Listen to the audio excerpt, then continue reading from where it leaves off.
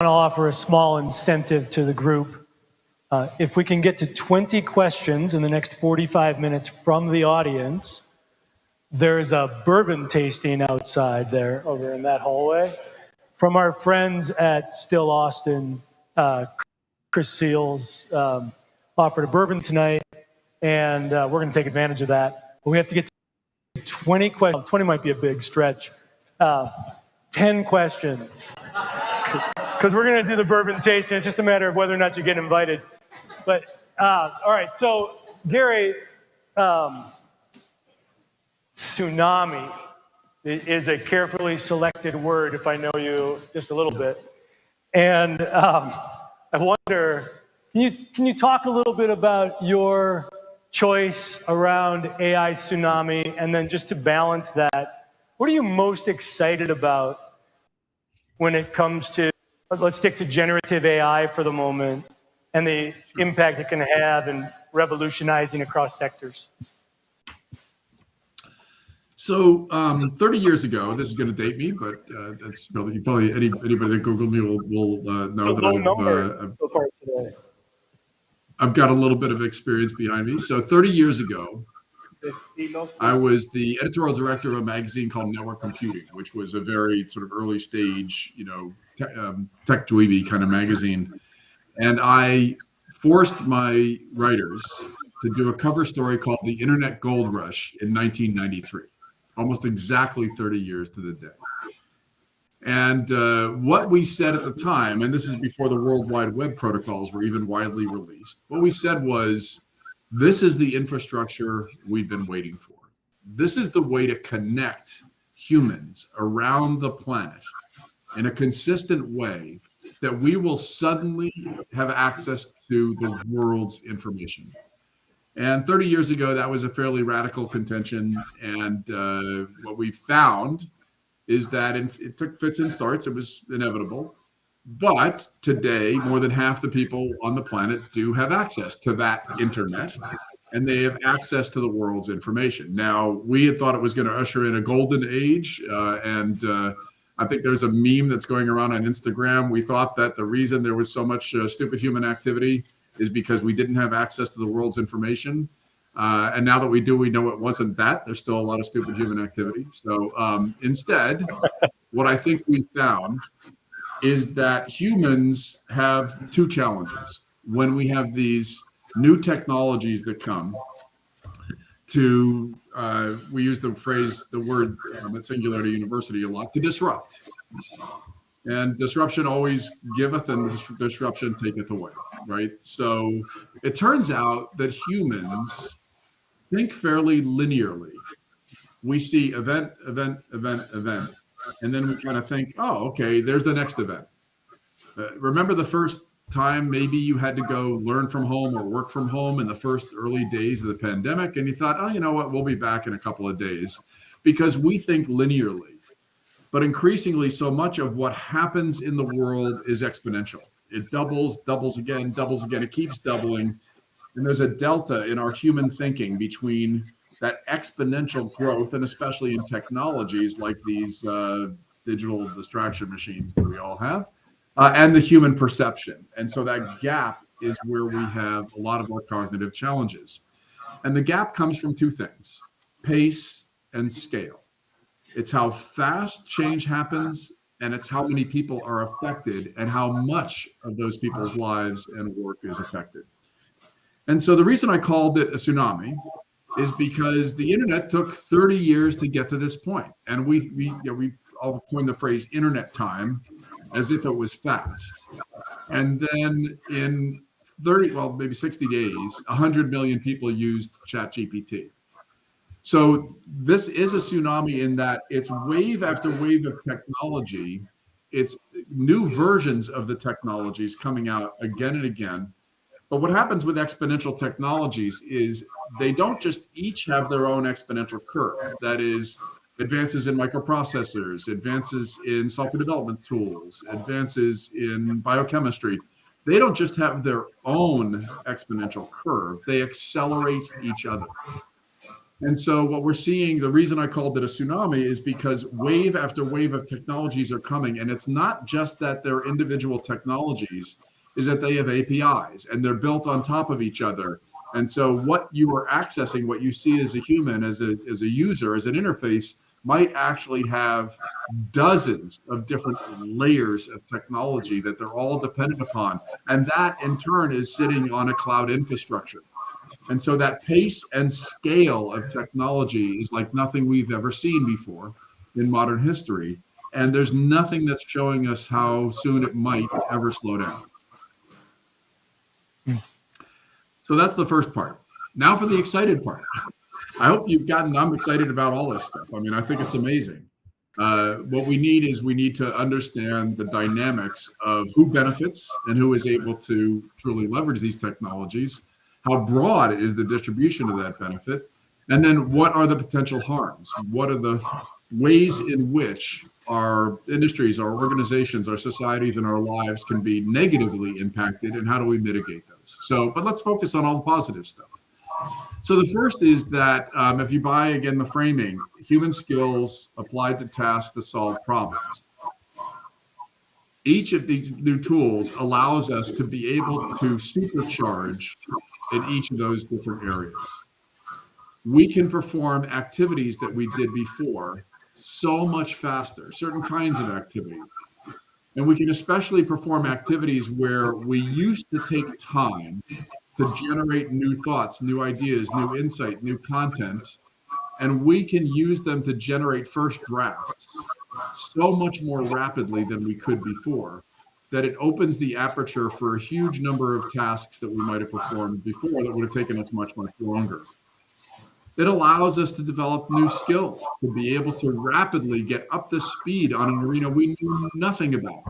Somebody mentioned something about Sanskrit or about Greek history, or a topic we knew nothing about, and we can now go to a source, not just search for existing sources, but we can go to a source that can synthesize from an almost limitless number of sources. And so we can develop new skills much more rapidly than we did before. And then finally, we can focus on solving problems that we might never have thought we could solve before. What I'm constantly encouraging people to do is to solve bigger and bigger problems with these tools. If all you're doing is, automating some of your day-to-day tasks, that's awesome. But if instead you can become infected with the excitement of solving bigger problems for your community, for your country, for a particular arena, for a particular population, if you can become infected with the possibilities of looking at problems you thought you might never have been able to approach before, especially wicked problems, complex, interdependent problems. And if you can look at ways that you can collaborate with others to focus on those problems, then that is a brave new era where we as humans can realize that problems we used to think of as intractable before suddenly are accessible to ways we might work together to solve them. So thanks for that. Is anybody else excited? The room was optimist when we started the day, so we'll see how we do on Wednesday at the end of the day. So, Gary, one of the things that we've spent a little time on together is around. Maybe you could talk a little bit about your efforts with regard to rural America. What you just said, in terms of wicked problems and some of very well some of the existential challenges that are facing rural, and we're not, Amarillo doesn't really qualify as rural, but many of the surrounding towns do, and certainly we're super rural regionally. How do you think AI can be leveraged, and this might be a little bit of a curveball, towards the wicked problems facing rural America? Yeah, absolutely. So first off, I just want to urge everybody, you don't have to ever use my language or my framing. I use different words for things, or I often put them in a context with different labels, because I just want us to think differently. I want us to treat this like a new pair of glasses. And that's something that AI allows us to do quite well. And many of the new tools allow us to do quite well. is to be looking at them with new eyes. But if I want to encourage, when you think of rural areas, towns, counties, regions, and you think of urban areas, what's the major difference between them? The major difference is density. There's a whole way of thinking about human ecosystems, and that's what we all live in. We all live in the equivalent of rainforests. There are ecosystems that have niches and players in those niches and so on. What's different in a rural ecosystem versus an urban ecosystem is density. There's just a lot more players. A savanna is a different ecosystem from a rainforest. It's very high density in a rainforest, and there's actually a lot of different critters in a savanna as well. They're just different, it's different niches, different layers, and just not normally as high density. And so now we look at what the stories we have told ourselves about economic benefit and opportunity. And what we've done, certainly in America, up until fairly recently, is we tried to have a mindset of relatively distributed benefit. That is that there's a lot of natural resources in rural areas, and there's a lot of human resources and capital resources in urban areas. And what we've done is we've created this strong attractor that kept saying, no, if we keep on getting more and more dense in those urban areas, then that's where a lot of the value is going to become. And then we've gone through a series of resets, like the global recession, that changed a lot of the economics. And what I've had to realize as a country is that we didn't think through how the way benefits were going to be distributed after these resets were going to benefit people across that landscape. And the result is that in rural areas, what do you have? You typically have less investment in education systems. You have less economic opportunity, fewer jobs. You don't have as often as heterogeneous an ecosystem. That is, there isn't a lot of different kinds of work like there often are in urban centers. And all of that worked fine so long as we still had lots of factories around the United States. It worked fine so long as you didn't have to get a college education to be able to get a lot of economic benefit. You could work in the local factory. And what has happened over the past 30 years is we've gone through a reset with many of those things are no longer true. So how can AI, or the range of tools that can benefit humans to be able to develop skills faster, perform different tasks better, more effectively, and solve new problems, how could that be applied?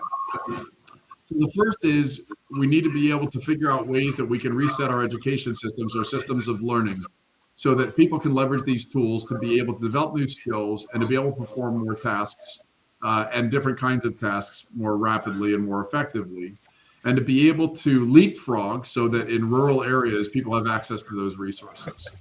One of the examples that I use is Coeur d'Alene, Idaho. There's an amazing group called Innovation Collective that I'm on the board of. And the founder, Nick Smoot, was born in Coeur d'Alene, went to the Bay Area, started 3 different companies, cashed out, came back, and he did a process of this discovery in the local ecosystem.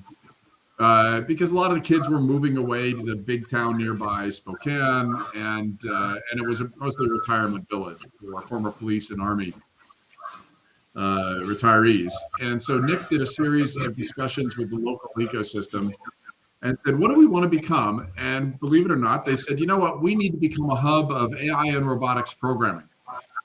And 4 years ago, that sounded a little aspirational when you got a lot of your kids moving away. And 4 years later, now they have transformed themselves into a hub of AI and robotics programming. The local community college has been transformed and now teaches courses in AI and robotics. A series of startups have started up. One of the most frequent robots to be used by pizza delivery companies in urban areas to deliver pizzas is a startup that was started in Coeur d'Alene. There's another robotic startup that allows you to order on an app and have a loaf of bread baked in a robotic box that you can come and pick up when it notifies you that your freshly baked bread is ready, and so on.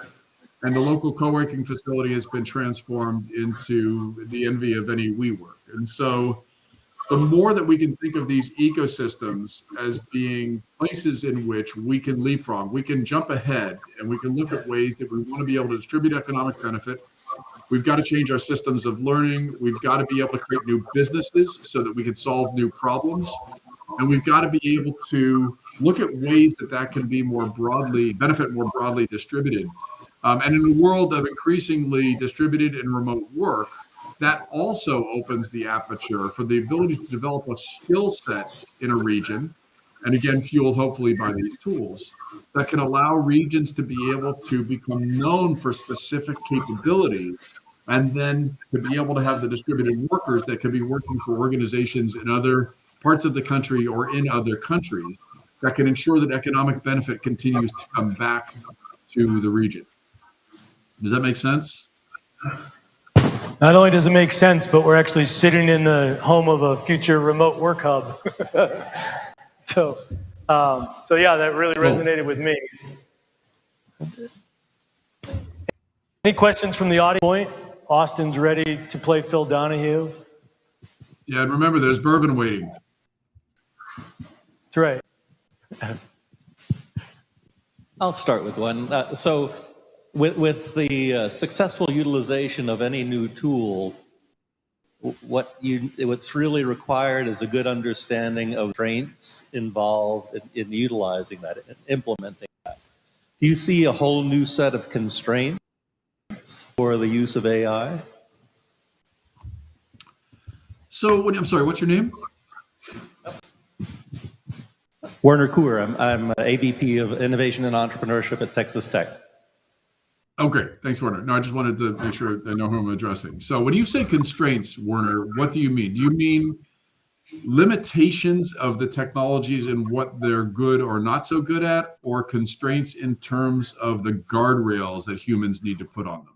No, in terms of the external constraints, like say you want to do a robotic system, you have to make sure you have a market, you have to have a customer, you have to make sure that the costs are appropriate. There are going to be similar types of constraints for AI in the implementation, and I'll limit it to successful implementation. You know, as Todd mentioned, there are 2,000 new apps or applications in the last 30 days. How many will survive? You know, how quick is the turnover going to be? Well, there's that, and then there's $20 a month for ChatGPT. But if you want to build your own models inside your shop so you can upload the data without feeling like you're training the world's foundational model, that's expensive too, right? Yeah. So my thought is really, you know, what's going to make a sustainable difference, right? Everything like this looks great. You know, for example, all the images that Todd created around a goat. My immediate thought was, my time is now shifted from creating the image to judging the image. So now I'm going to have 1,000 new images that I have to determine which one's the best one that I want to use. Mm-hmm. So it hasn't saved me any time. Now it's cost me more time. Yeah. So what are the types of things we should be thinking in the implementation of AI? Well, it feels like we need to invent an image evaluation tool for you. Sorry, Gary, go ahead. Sounds like a startup opportunity to me. We just the market has spoken. Although we don't know what Werner would pay for it, so that somebody's got to do a market. So, all right. So a couple of things. So what ends up happening? One of the things that might be useful for you folks is to Google afterwards the 6 Ds. And that's a model that was developed by Peter Diamandis, one of the co-founders of Singularity University. And what my old friend Peter talks about is that this exponential curve goes through a series of stages, but that when you reach this point, the 6th D is called democratization. And that's where tools become so ubiquitous and so cheap to access that it almost doesn't make sense to charge that much for them.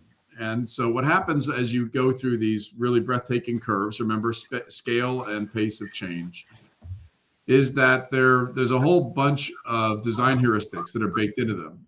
So ChatGPT uses a chat interface, although it's really an interview interface. It doesn't ask you questions, you just ask it questions. So it should be interview GPT. There will be a chat GPT before long. There will actually be more interfaces where you will ask a question, it will come back with more questions so it can make sure it understands what you need. But people are designing, I mean, those are done by humans, or at least right now, the majority of that code is generated by humans. And the problems to be solved, that is the design heuristics, the UX and UI, is designed by a human as well. So these are always a set of decisions that humans make. And the two decisions that matter to me most are these going to be relevant and useful, and as Werner says, sustainable? That is, will these be ways that you can actually solve problems in new ways and so on? And will the benefit of them be broadly distributed? So the first question is, the answer is that we're in this really emerging part of the tsunami where the wave is not necessarily designed for very clear end user use cases. It's a bunch of really innovative people throwing spaghetti up against the wall. So the reason that you now have to take so much time to evaluate the text that ChatGPT knocks out, or the number of images that Midjourney knocks out, or the PowerPoint presentation that BCG knocks out, is because the developers, the designers, were trying to come up with essentially the least thing they needed to do to throw it out into the market, but it really isn't yet fully useful for a lot of people. And so these waves of technology always go through exactly the same phases. There's a phase of relatively open and very dramatic innovation. There's a whole bunch of spaghetti being thrown against the wall. People only pull off certain pieces of spaghetti from the wall. That defines the market opportunity where people can actually make money. It coalesces, and then a lot of the existing players buy the companies that are offering those services. They aggregate into large companies. That just happens over and over again. It's why you've got one Amazon, one eBay, one Facebook, and one Google, and so on. And so we're in that Precambrian explosion of these AI and machine learning, and especially the LLM and generative tools. And we're going to see that phase it'll be unpredictable for how long it's going to last, but you're going to start to see fairly quickly, because of all these layers of APIs, people integrating them into more of what we think of as solutions. So you'll start to see players that will instead say, I will give you the one image that you need, and I'll keep on asking you questions, but I'll help you to be able to manage your time better so you don't need to spend so much time on it. But right now, we're just getting a lot of spaghetti. And so that means that each of us, unfortunately, has to stay up on these latest versions of these tools. And that's a cognitive load that I don't think we've ever really seen before. I mean, the explosion of apps on an app store isn't equivalent because we don't have to look at so many of them and they're not changing so rapidly. But the AI tools, especially the cloud-based ones, don't have those frictions. The developers can release a new version every single day with new features. And again, pace and scale. That pace, for humans right now is a little overwhelming. The market will eventually meet that need. The market will eventually put more interfaces, and to some extent, Microsoft is doing this by baking the tools into their apps. Adobe is doing this by making generative tools inside of its stock libraries. You'll start to see more and more of these players make them more usable. We're just in that seam where it's going to continue to be a wave for a while, and we have to make choices about where we spend our time. So we've got about 22 minutes left before live music, a bourbon tasting, an awesome charcuterie board. You texted home yet? You're going to save some bourbon for me, right? You're going to just put a little bourbon aside. I have a bottle of a limited edition that'll be sold out next week. So any other questions at the moment from the audience? I have a question about security. So we have ChatGPT, which is able to create. If somebody were to use that to create, say, phishing emails, and then you would see another AI detect and find that emails. Have we seen any of that yet? And if not, when do you think that's going to start happening? We've definitely seen it. Oh yeah, no, it's already happening. So first off, human behavior is very, very predictable, and many of the behaviors that we're looking for already have happened.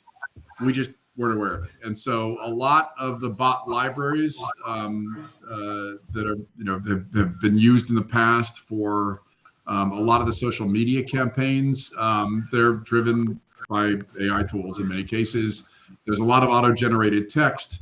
There's a lot of auto-generated comments on social media platforms, and those have been around, for a good while now. So when it comes to, but what ends up happening is those were coded, designed specifically by some bad actors, and therefore mostly private. Although there's a lot of stuff on the dark web, there's a lot of stuff sitting on private servers. But now the tools make it widely available, and so the opportunity for any bad actor to be able to do exactly what you're talking about is to some extent mitigated by the guardrails that the developers of the existing tools, especially the LLM tools, they've already put some of those guardrails in place. But there's a lot of really smart people that are figuring out how to get around those guardrails. And so the real challenge is going to be pace and scale. You're already seeing this with in the upcoming presidential election and a lot of the local elections. You're already seeing generative content that are deepfakes that is being used in marketing campaigns. And so what we have not done as humans is train, especially our young humans, how to be intelligent consumers of media.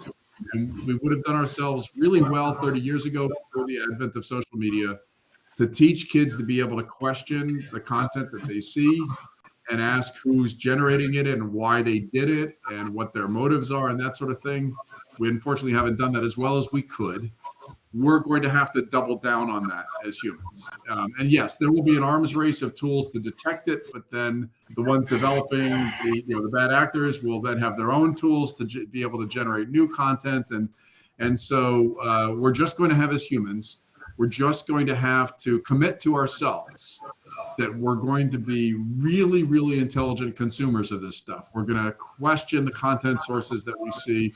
We're going to make sure that when we are potentially exposed, not just to the inimical stuff of phishing, but even hallucinations, that we're questioning the content that we see, and we're encouraging young minds to be able to have the tools they need so that they can distinguish between what is true and what is not. The era of the poorly phrased or bad grammar in the email that you get is over. And there are now these scraping tools that can get very hyper customized in terms of the social engineering they're throwing your way. So that's been going on now since 3.5 for sure. Almost a year. Absolutely. Matt? So I have been, I've been brainstorming how to use these tools here and for our industries.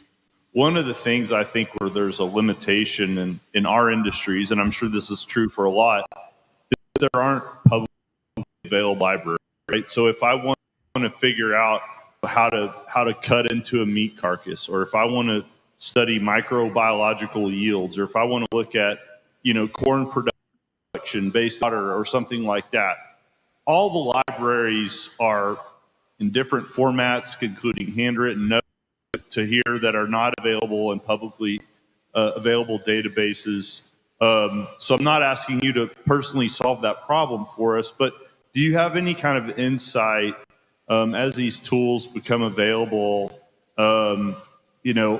how these libraries start to get incorporated in, these traditionally non-technical industries? Yeah. Absolutely. So first off, a lot of the LLMs, a lot of the large language models have been trained on really, really large data sets. And so there's a ton of content that's in them, but there's a whole bunch of the world's content that's not digital. I I mean, this is how Google was. It was founded on the premise to try to get as much information into a digital format as possible. So I think of it this way: is data has frictions. Data that is analog, that just sits on a piece of paper, has a lot of friction on it. And I have to think about how I'm going to get it to become bits. So right now it's atoms, and I want it to become bits. And so there's a lot of non-technical information. It's in the heads of people, or it's in books, or there's a lot of information that has friction around it. It's in atoms, and we want it to be converted to bits. What's going to happen is there's a lot of energy, a lot of accelerated processes from what the Internet Archives are doing in scanning a lot of existing texts, to the idea that more and more humans are going to go to these tools, suck in their content into the tools because they want that information to be part of this really, really large information space. And then when they get answers back, some of their thinking will be in those answers. And so what's going to very likely to happen is that more and more people, more and more organizations are going to feel very strongly encouraged to bring a lot more of that information in. The opportunity that creates is to be able to help us to solve new problems. And so, yes, there's a whole bunch of areas of knowledge that you were talking about that we're going to want to be able to accelerate having that information in.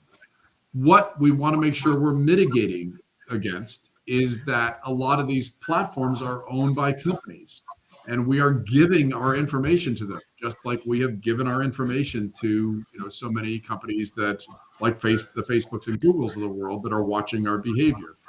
And so we have to balance this with wanting to get a lot of this information into these spaces. But one of the things we all need to do, those guardrails we were discussing, is to figure out what ownership looks like and what compensation looks like. And so we're going to need to figure all these things out in a relatively short period of time, because the more information we pull into these systems, and it's information that's widely available to other people, then the owners of that information, like the photographers whose pictures have trained Midjourney and Stable Diffusion, we're not compensating them for that content. And so we've got to figure out how we're balancing all of that so that the people that do bring that information in are getting value for what they've done. And I believe we're going to just hit this accelerating curve where we're just going to bring more and more of that in. But we do need to make sure that the benefits are more broadly beneficial than they are right now, because otherwise what we're going to do is just what we've done already, create a bunch of mega companies that are going to own all of that data.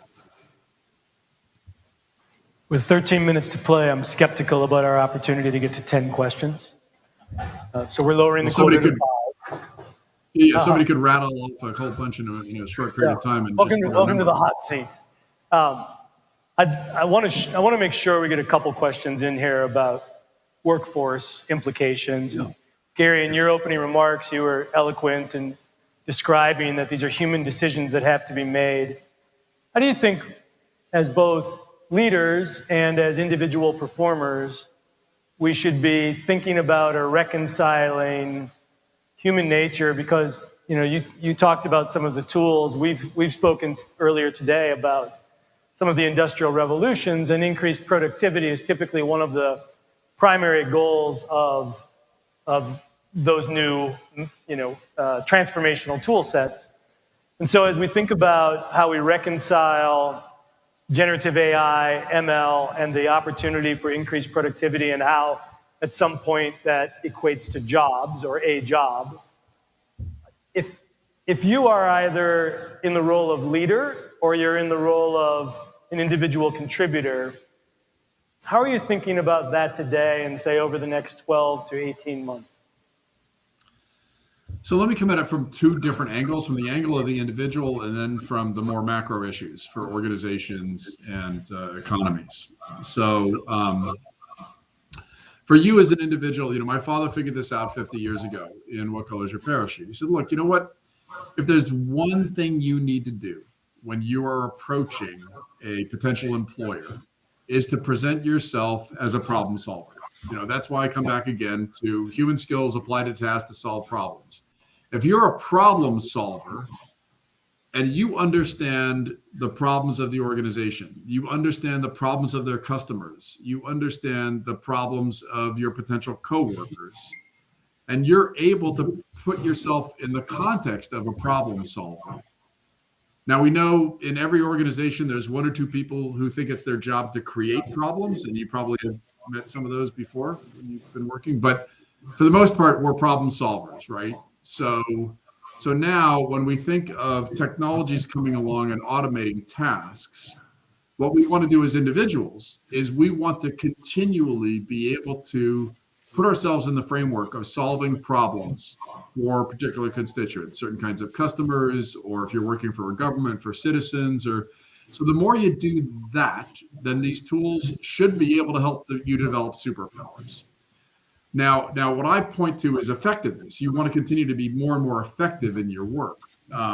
Productivity at the macro level is a little bit of a false god in that a lot of my economist friends will keep on saying, oh, to keep on increasing human products should do is just allow us to be more productive.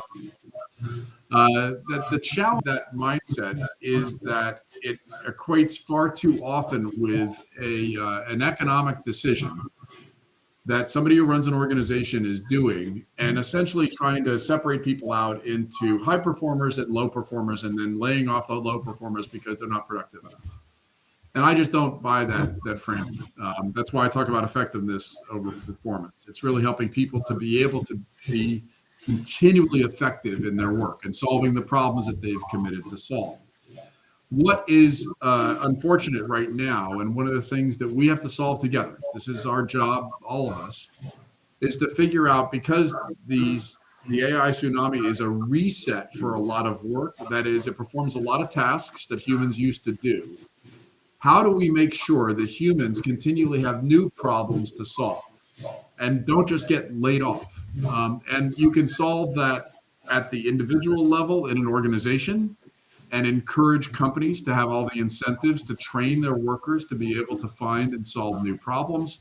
And we can do it at the macro level, at the national level. In April of 2020, the United States went from about 3.7 to about 15.1% unemployment in 3 weeks. In Germany, it went from 5.1 to 5.7% unemployment in exactly the same 3 weeks. And that's because the German system encouraged us to keep people working, even if we couldn't see what work they might be doing tomorrow. And that's the same opportunity we have with these AI tools. Rather than just saying, oh, there's a whole bunch of humans we just discard because they can't use the tools or because the tools automate their work. Instead, we need to be doubling down on the way these tools help every human to be able to solve problems, to perform tasks more effectively and more rapidly, and then to adapt the jobs, the work roles that humans do, to be able to continually reflect all of those learnings of how the tools can be applied. These are tractable problems, but our current system in the US is not designed to make it go well for a lot of humans. In the same way we don't have a healthcare system, we have a sick care system. That is, that there's a lot of negative externalities, like the fact that, if you're well, you don't get compensated. The system only kicks in if you're sick. We have an unemployment system. We don't have an employment system, whereas Germany has an employment system. They want to keep people working. In the US, we have an unemployment system. You're not going to get any benefit until you suddenly don't have any work. And we need to change that calculus so we actually encourage humans to be able to continue to have work and to be able to solve the problems of tomorrow. So when you think about the work of your father and Parachute and making sure that everybody has a good job, what role do you think AI can play, ideally in a region like ours, in terms of leveling the playing field and creating a more inclusive workforce in terms of economic opportunity? As context, Sure. Amarillo and the surrounding region per capita has the highest percentage of refugee communities in the country. And so we have these unique challenges around language and credentials that were earned overseas.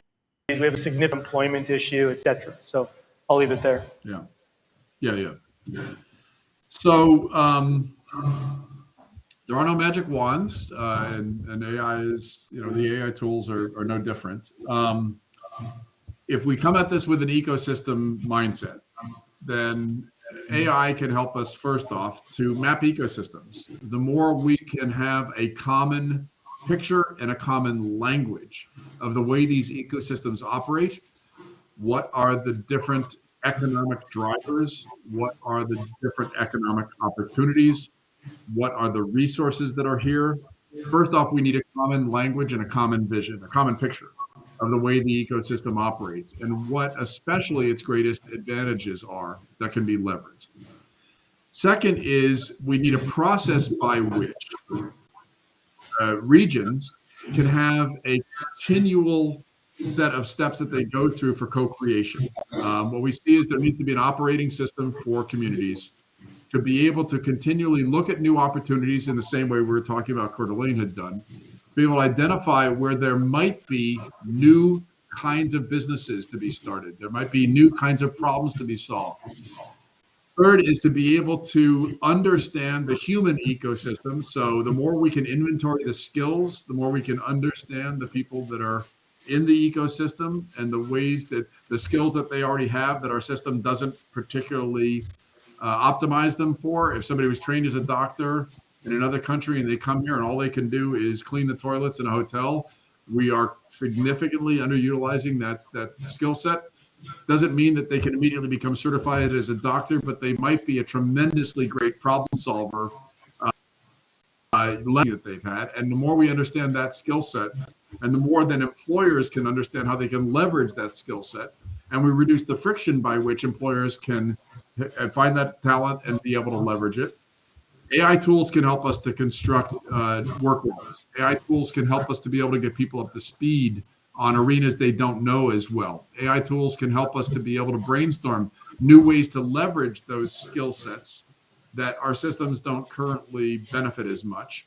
And then they can help us to design products and services to meet the needs of customers much more rapidly than we might have before. Again, no panaceas, no magic bullets.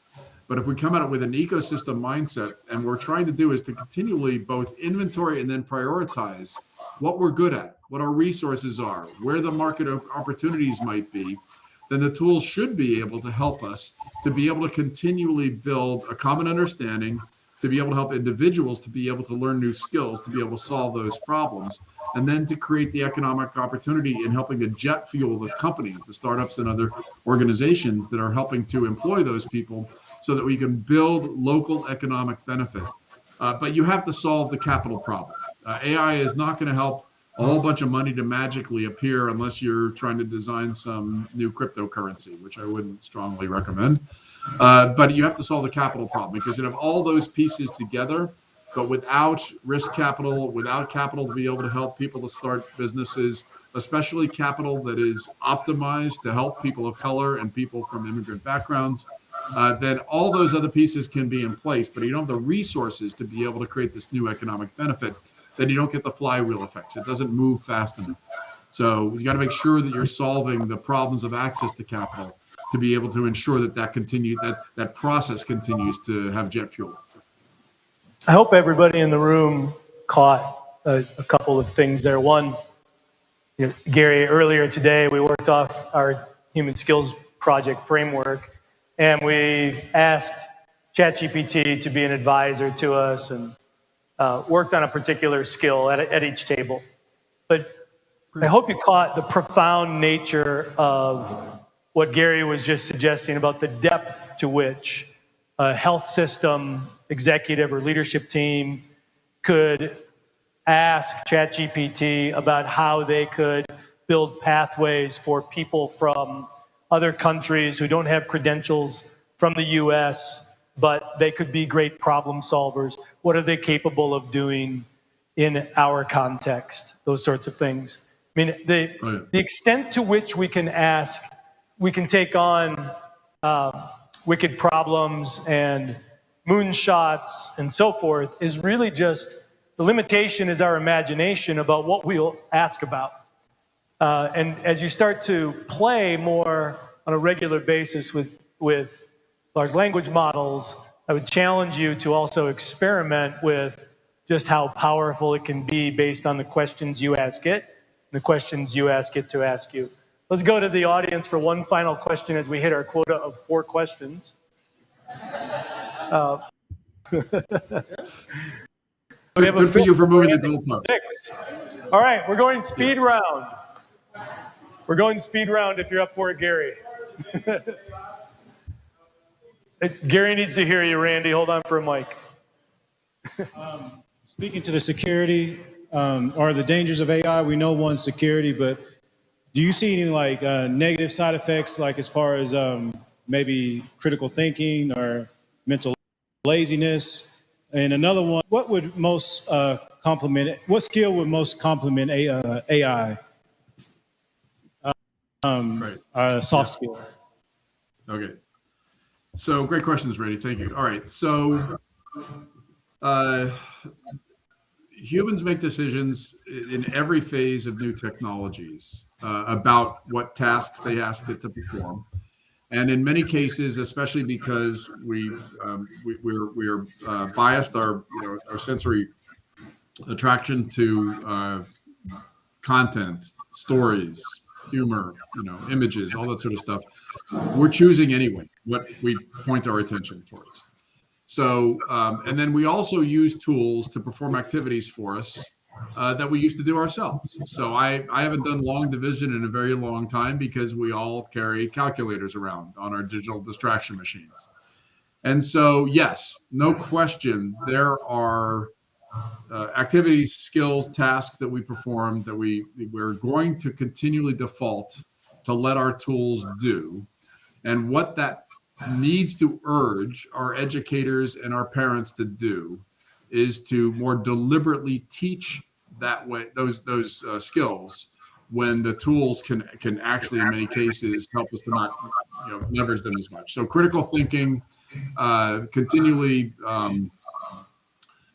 choosing our consumption of media, continually questioning the authority and the sourcing and accuracy of media. That is eroding already, proven. And so we need to double down on teaching ourselves, teaching young people how to be able to use that capacity, because the tools are only going to make it easier to make decisions for us. You can ask ChatGPT what you should eat for dinner, and if you don't want to have the cognitive load of figuring it out yourself, then you're going to ask the tools to do it more and more.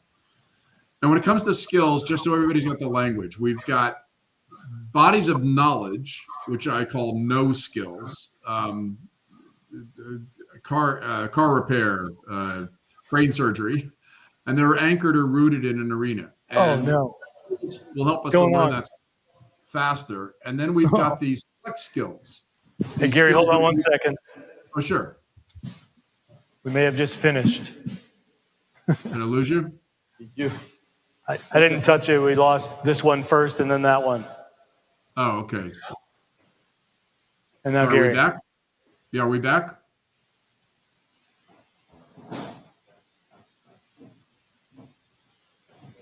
All right. Gary, we've lost our audio on this end. We can't hear you. So I apologize. No worries. However, I want to say, because you can hear us, I want to say thank you very much for taking the time. Gary's a true thought leader. Thank you very much.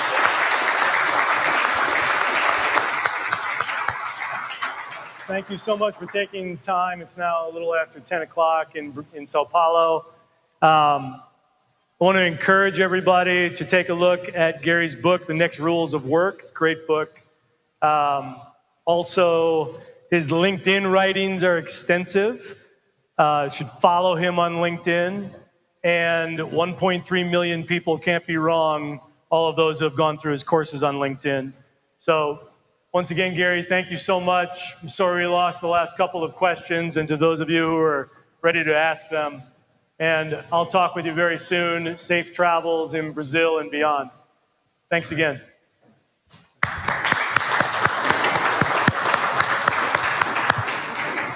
Oh, anticlimactic.